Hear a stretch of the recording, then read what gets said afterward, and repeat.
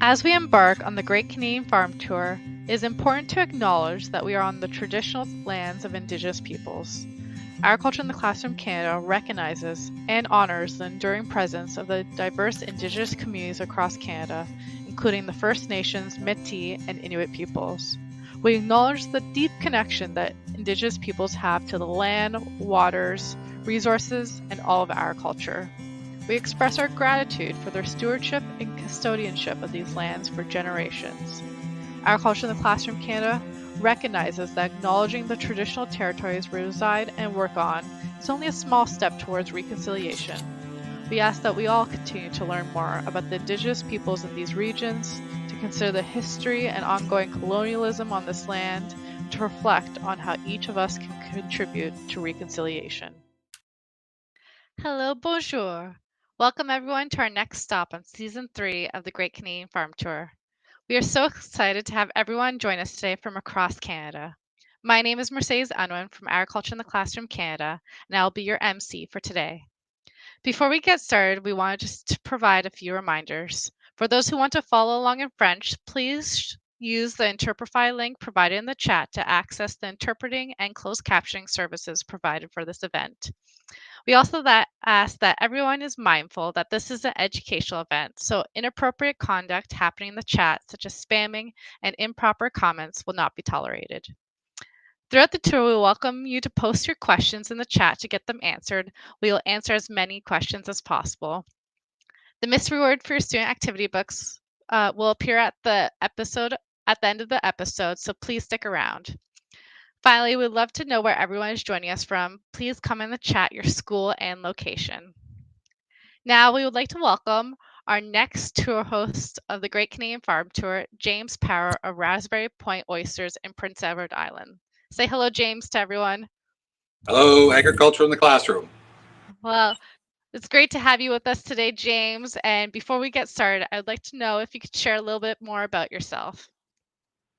Well, my name is James Power, and I work here at Raspberry Point, and we're in beautiful Cavendish, Prince Edward Island. So we have a beautiful day here today, and here at Raspberry Point, we've been growing oysters for about 35 years, and so we've got lots of experience. And sometimes people might not think of oysters as a farmed product, but that's exactly what we do. We take little babies and we rear them up for 4 or 5 years and grow them into full-size oysters to sell in the marketplace. Oh, wonderful. And again, it's great to have you with us, James. Thanks for sharing a little bit about your background. I was wondering before we get started if there's any shout outs to any local schools you'd like to do. Well, yeah, there's a couple of schools here in Prince Edward Island. One would be Westwood Primary with my grandson Axton, and West Royalty Elementary with my grandson Aiden. Hello, guys. Wonderful. And we do have some Prince Edward Island schools with us right now. I see them saying hello in the chat. So thank you for being with us today. So we're going to get started. So oyster farming is very unique, as in it's done mostly out on water. So to adapt to the fact that James couldn't be out in the boat with us today, we're going to go through a few different videos, and then James is going to dive deeper into each video and talk to us a little bit more about oyster farming. So we're going to get started with our very first video.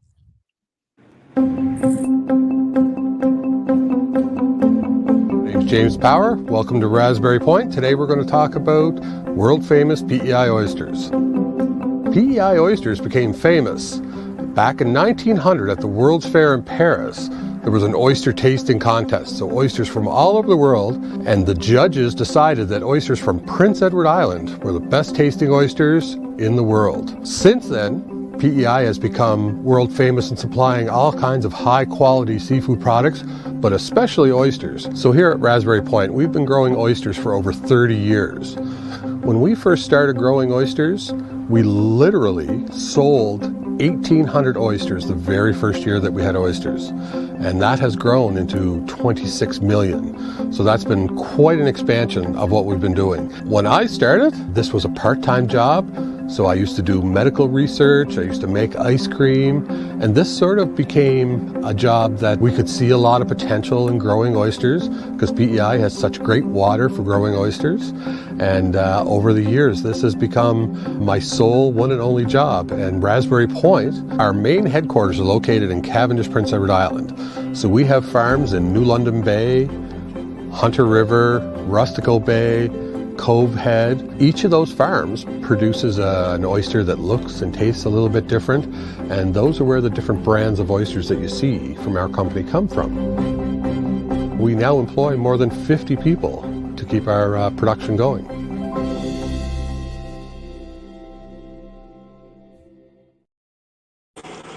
We're back from our first video, and James, you talked about how there's a lot of diversity in your oysters, and it's kind of dependent on where they're grown in different water areas. Could you tell us a little bit more about the growing and production of the oysters? Sure thing. The first thing to know is that oysters taste like the water they come from. So if you have oysters that come from really salty water or a lot of minerals, that's the taste you're going to get in those oysters. But the very first thing that we do is we catch those baby oysters on what's called a collector. So if you've seen the video, you might have seen this collector. So this collector, what this does is this gives a little home for those baby oysters to attach to. And then we can take those oysters and use various methods to grow them. But what we want to do is we want to protect them from crabs and starfish. So we like to protect them in a bag so that the crabs and the starfish don't eat them all. So that's a couple of the things that we do. But over the course of its life, what we want to do is we want to provide the oyster with as much opportunity to eat all the natural food that's in the water. We don't feed the oyster. Mother Nature feeds the oyster. So we just put it in the right place so that it has every opportunity to eat and grow as big and as fast as it could go. Wonderful. And now we have some of our very first questions coming in. So the first question from Miss Howard's class, specifically asked by Jenna. She wants to know, what do the oysters eat? You don't feed them, but they eat something. That's right. Thanks for the question, Jenna. So oysters eat plankton, phytoplankton, algae. That's the stuff they use in the water to grow. And they use calcium carbonate from that water to grow their shell. So oysters are filter feeders. So what they'll do is they sit in the water, they don't move. But as the water comes through, what they do is they pump water through their body. And they'll eat this plankton and this phytoplankton, and they'll use calcium carbonate from the water to build their shell. Wonderful. What a great question. I guess oysters could really help make sure that the water stays clean because you get a lot of algae growth. They can kind of eat it up to make sure it's healthier for other animals in the water. Would you agree? That's exactly right. Oysters, because they're filter feeders, what they do is whatever's in the water, they eat. But if it's not something they want to use, if it's not like a plankton or an algae that they want to use for their body, what they'll do is they'll take this floating material from the water and they'll concentrate it and send it to the bottom so it goes to the seabed. And that's actually how oysters and mussels clean the water. So if you have a bunch of oysters that are in the water, they can clean the water. So then the sunlight shines through and you can get plants growing on the bottom. Those plants provide habitat for fish, for crabs, for lots of other things. So they work very well with the environment to keep it nice and clean and to keep the water pristine. Wonderful. That was kind of my own question, but we'll go on with another question from a student across Canada. So let's just pop up another question on the screen. So Jack would like to know if you have any pearls from the oysters. So do these oysters grow pearls? Well, Jack, in 35 years of growing oysters, I've found 2 pearls. So these oysters do grow pearls, but it's not very common. Most of the pearls that you get in oysters, they grow in a different type of oyster in a different environment. And what a pearl is a little irritant, could be a grain of sand that gets inside the oyster. And what the oyster does, it's like a blister. And what it does is it puts mother of pearl all the way around that grain of sand to cover that up so it doesn't hurt the oyster. And that's where a pearl comes from. So where we are, we see a few, but not too many. Other places, what they'll do is they'll actually inject sand into that oyster meat to produce pearls. And that's where cultured pearls come from. Wow, that's so interesting. I find that fascinating. So interesting for me. So we'll do one more question and then we'll head into our next video and do more questions after that. So from Anne Marie, how long does it take for an oyster to be ready to be picked? Well, Anne-Marie, here in Prince Edward Island, the water is pretty cold. And for about 6 months of the year, the oyster doesn't grow. What it does is it just hibernates. So here, it could take 4 or 5 years to grow an oyster. The earliest we can get it is about 3 years. But normally, 4 would be probably the average that we have. And I've seen oysters as many as 20 years old. And those oysters were as big as my foot. Huge oysters.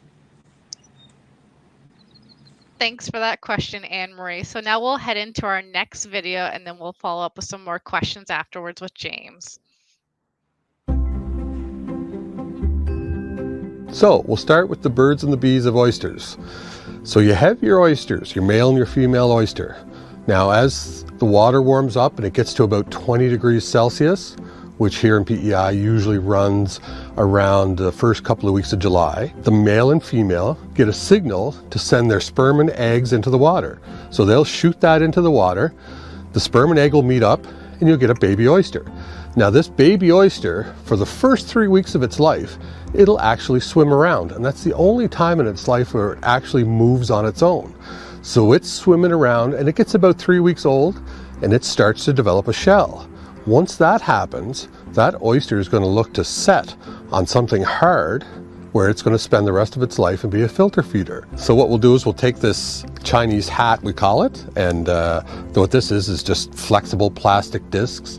We'll cover it in a really thin layer of cement, and just at the right time, when those oysters are about 3 weeks old and ready to find a home, we'll dip this in that thin layer of cement and we'll hang this in the water. And as those baby oysters are floating by, they'll attach, and that's how we'll catch them. So we'll take these little baby oysters, we'll let them grow on here for a couple of months until they get about the size of your pinky nail.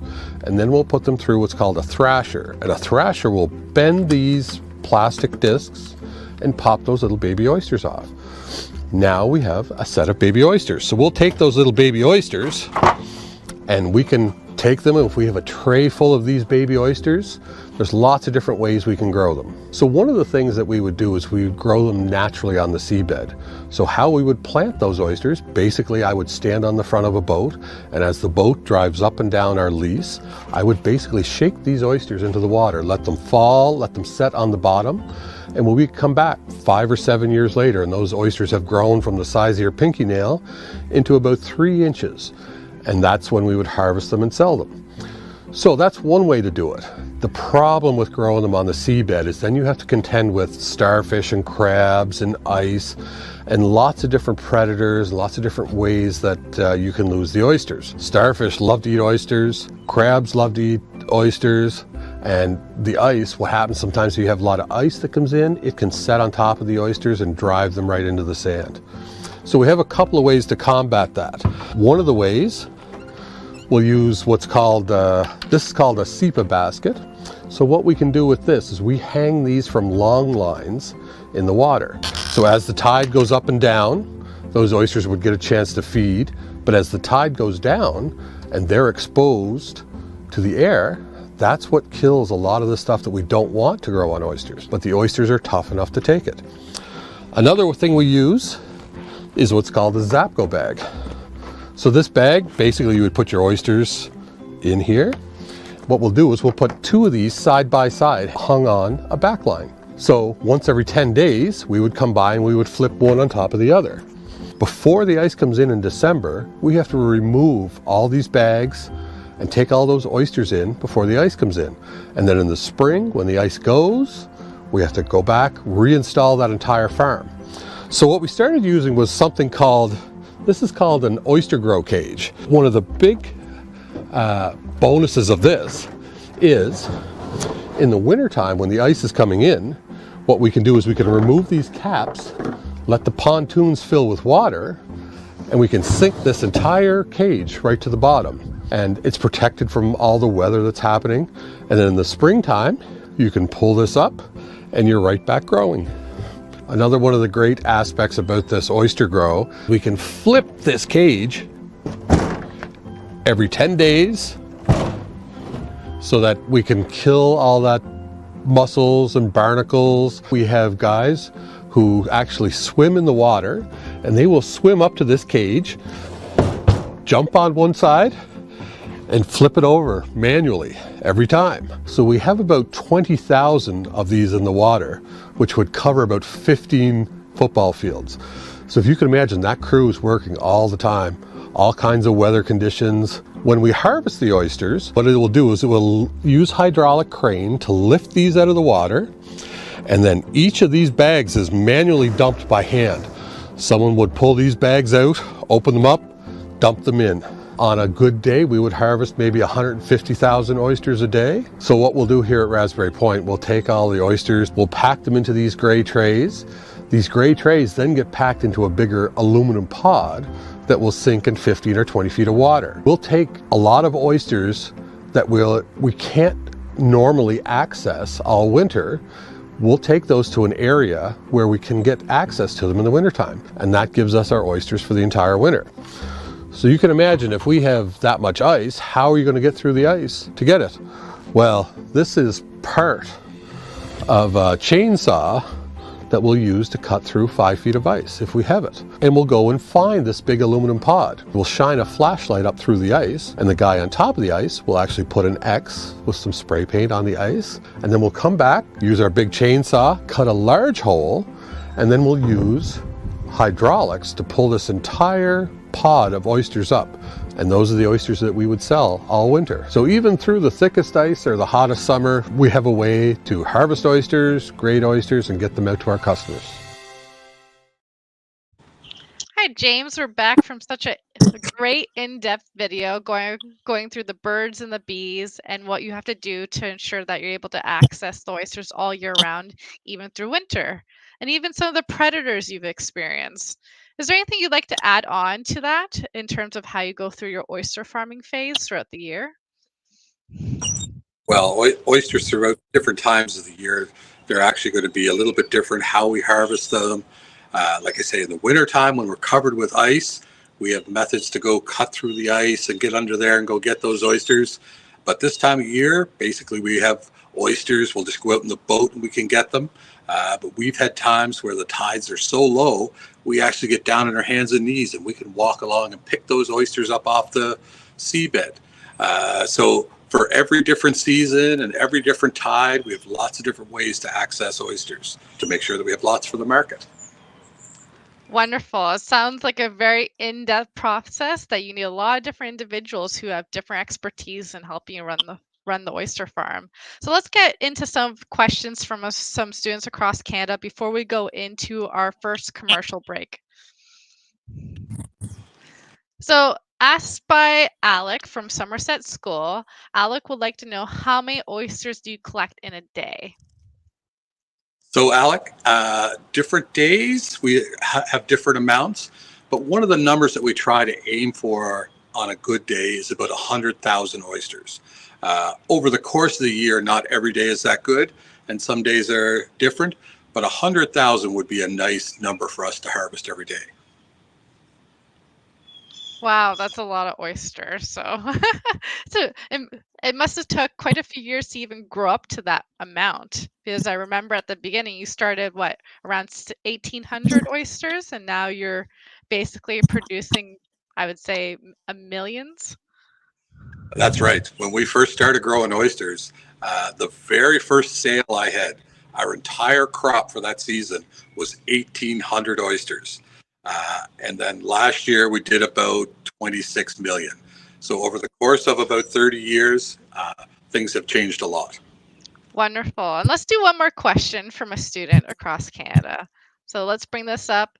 How does a starfish get into the oyster shell? This is asked by Renee. Renee, that's a great question. So here I'm going to pretend this is an oyster, and I'm going to pretend this is a starfish. So here comes your starfish. What he's going to do is he wraps around that oyster, and he'll use his tentacles to pull that oyster apart. And then his mouth is right in the center, and it will come out and eat that oyster meat in the oyster. So that starfish, all those tentacles are very strong, and once they attach, they'll just pull that oyster open. and expose the meat, and that's how the starfish gets it. Well, it's so fascinating. The different kinds of elements that you have to deal with when it comes to oyster farming, even other predators that you wouldn't really think are predators are going in and getting into that oyster meat. So we'll be back. We're going to do our commercial break, and we'll be back in 1 minute, and we'll dive a little bit deeper into oyster farming with James. So see everyone in 1 minute.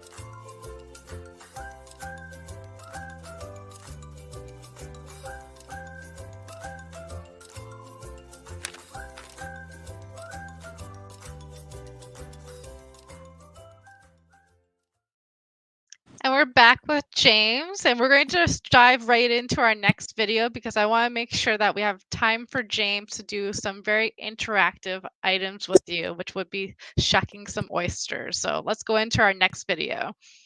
So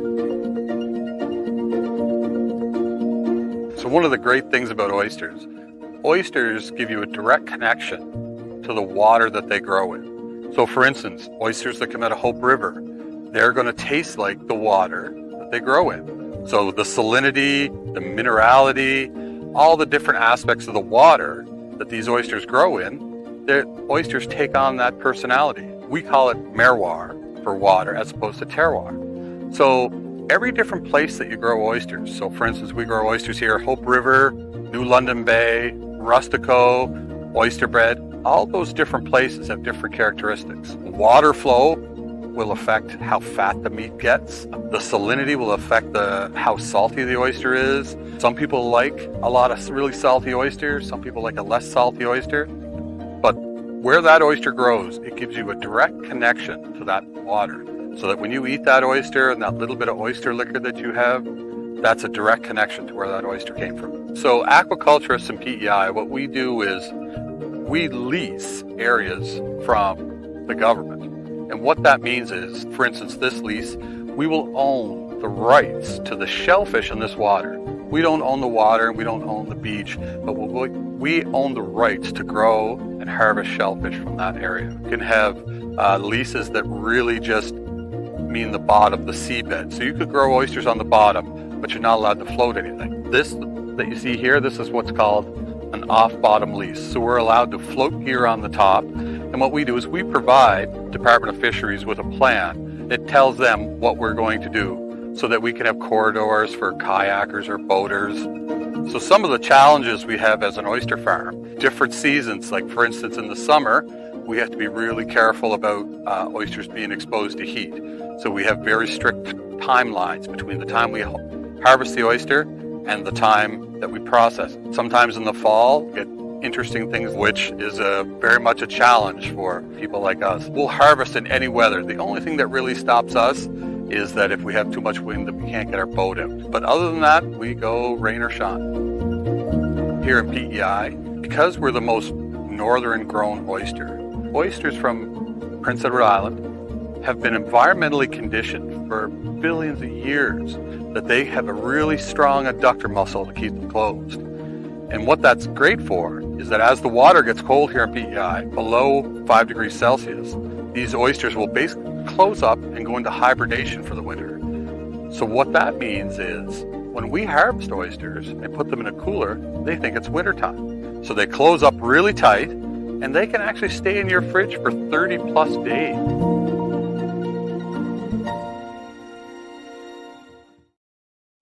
So we're back from that interesting video where you talked about how oysters very much reflect the water that they're grown in and that they can last about 30 days in the fridge. So let's go into some questions from some students across Canada because we want to make sure we're able to cover everything. So from Julie, which oyster type is your favorite? Well, Julie, that would be like trying to pick which of my kids or which of my grandkids I like the best. I love them all. Raspberry Point was the original, so it does hold a little bit of a special place in my heart. That's interesting. And then you have some other types of oysters that you grow. I saw Lucky Limes being mentioned. What's the difference between Lucky Limes and Raspberry Point, if you were to explain it? So first off, the difference is they grow in different areas. So where Raspberry Point grows, the water's very salty and very clean, like there's not a lot of algae or phytoplankton in there. So the meat tastes very salty, but it's a very clean, salty taste with a nice sweet finish. Where the Lucky Limes grow, there's 2 freshwater ponds that dump a lot of algae on top of this oyster lease. So those oysters get a chance to eat all kinds of algae. So they'll actually take on a little bit of a flavor of like a vegetable flavor, so that you get that taste right in the oyster, because that's what the oyster is eating.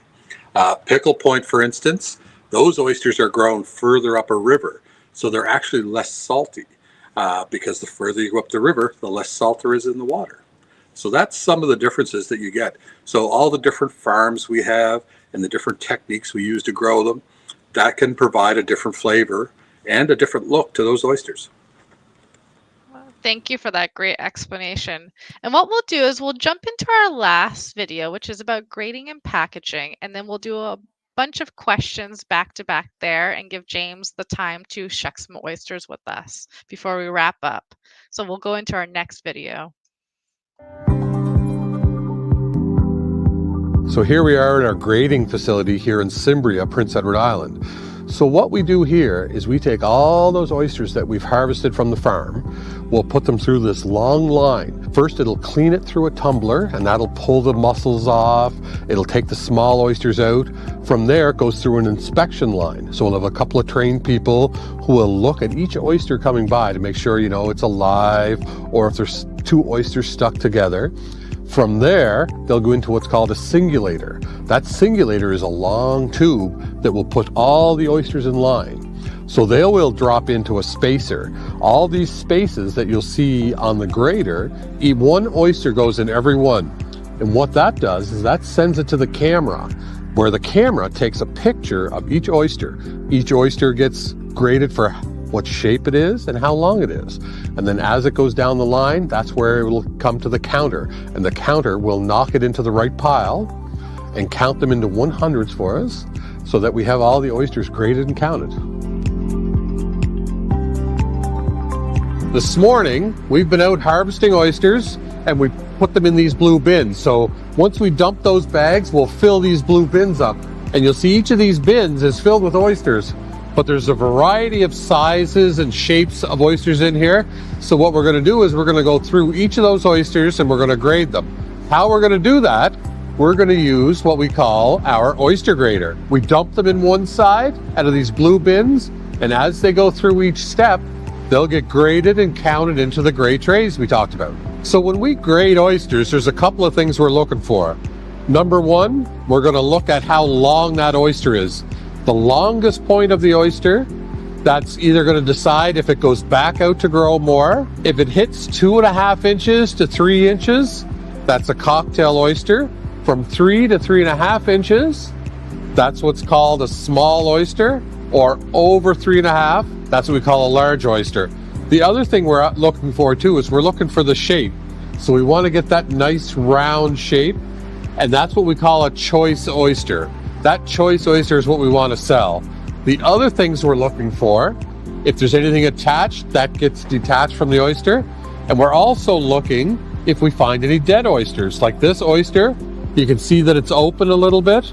That oyster's dead. So we want to make sure that gets picked out of the pile. So here we are at the Raspberry Point production facility. By the time the oysters get here, they've been graded, they've been counted. So what we're going to do here is we're going to do the final washing and the final inspection before we box them up, pack those orders, and send them out. So we're going to take the oysters. Before we dump them, we're going to pick out any dead oysters that we see. They're going to get dumped onto this belt. And as they go through the washer, they'll get washed. On the other end, that's where they'll get boxed up for the orders. So on this end of the belt, after the oysters have been washed, that gives us our final chance to get a look at them. So any oysters that are out of grade, out of size, that gives us a chance to pick them out. And as they fall into the box, we'll send them to the strapper to get boxed up and sent out to market. After we have our oysters all boxed, they're ready to go. They're packed into boxes of 100. These oysters could go anywhere in the world. Really, any market that we have is 2 days away. So you could be 2 days on a truck to Boston or 2 days in a plane to Beijing. But they serve right to your door, fresh Prince Edward Island oysters. PEI oysters are the best oysters in the world, and Raspberry Point produces a lot of them.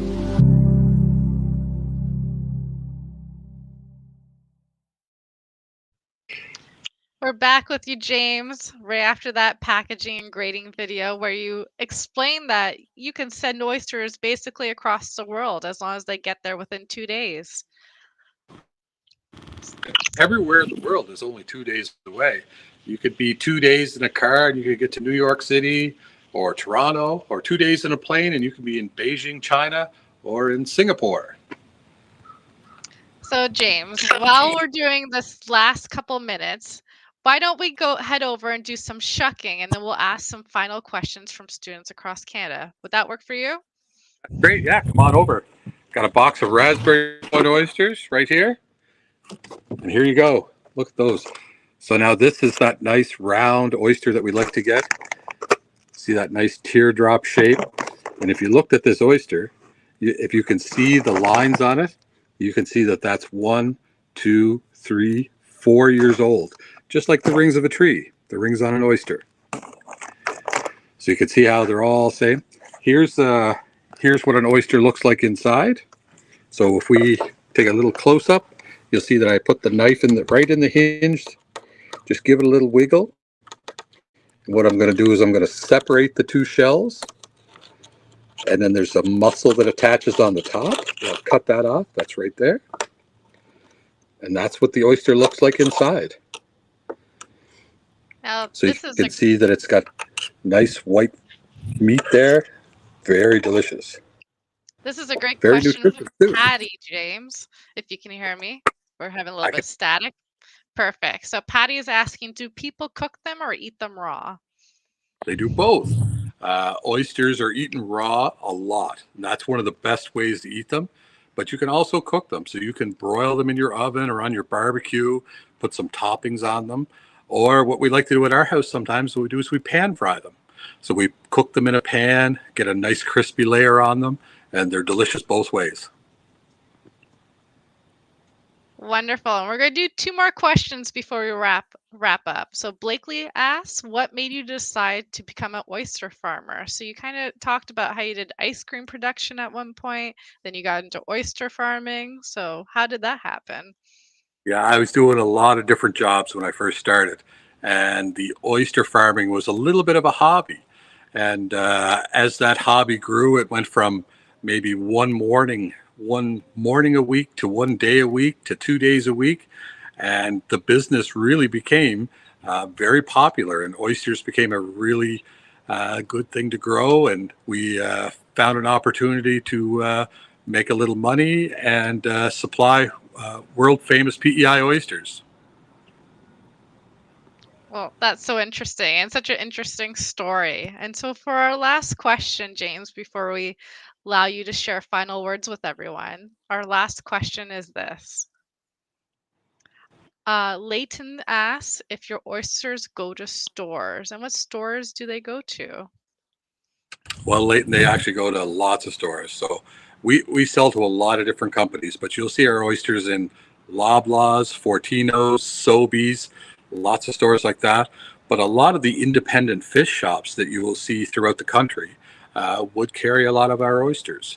So if you were in, Richmond Hill, Ontario, you might go to Off the Hook and see our buddies there, and they would have our oysters in stock. So lots of different places throughout Canada, we would sell those oysters. Well, thank you for answering that great question. And thank you, everyone, for your questions asked today. James, are there any final words you'd like to share with everyone? Well, there's one thing I just love to say is that oysters are nature's perfect food. They're lots of nutrients in them. As a matter of fact, one oyster has an entire day's worth of zinc in it. Now, zinc is great to help with your immunity, and it's a building block for a lot of really great things in your body. So, oysters are very nutritious. They're very healthy for you. They're great for the environment, and we love to serve good oysters to people who love them. And I just want to get one more little shout out to another buddy of mine, Kanan, in Melfort, Saskatchewan.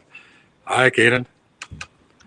Wonderful. And this is a last question, maybe from me, is if anybody's interested as a young student in getting involved in oyster farming, what's your recommendations? Well, number one, I would go talk to your local fish shop and see where their oysters come from. From there, you can trace it to the manufacturer.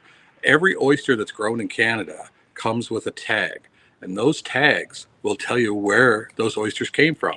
So then you can go talk to the producer and find out where they're done. And we're always happy to hire students and lots of other people to come and help us harvest oysters. Oh, well, thanks for sharing those tips. And thank you for today. I know I learned something new today, and I'm sure everyone else did. So before we close off this episode, and thank you everyone for waiting patiently, I'm excited to share the mystery word for today is are diverse or diversité. So diversité or I are diverse is our mystery word or our mot mystère. So thank you again for joining us for this episode of the Great Canadian Farm Tour. Our next stop will be next week on May 21st at 1 p.m. Eastern Daylight Time at a research farm in Saskatchewan. So we're just going to say goodbye for now. Goodbye, James. Thank you for joining us. And goodbye to everyone across Canada. Goodbye from Raspberry Point.